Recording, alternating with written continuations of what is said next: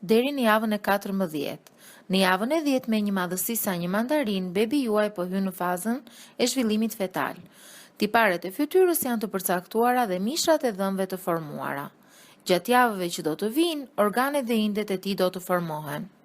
Shtresa ndërmjet gishtave të tij, gishtat dhe thonjt po zhvillohen. Fëmia juaj mund të hap tashmë grushtin dhe gishtërinë e tij.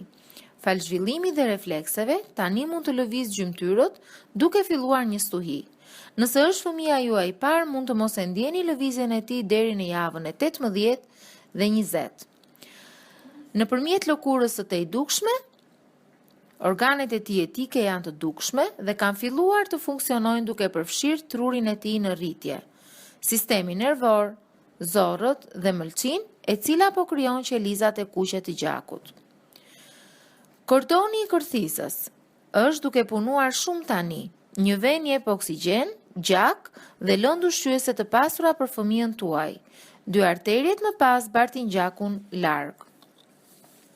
Rreth javës së 12 veshkat fillojnë prodhimin e urinës, të cilën fëmia juaj së shpejti do të fillojë ta nxjerrë me lëngun amniotik.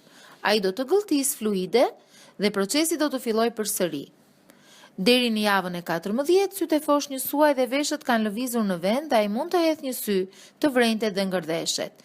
Ju jeni tani duke filluar tremujorin e 2 të shtatzanisë, të cilën shumë femra thonë se ndjehen më mirë.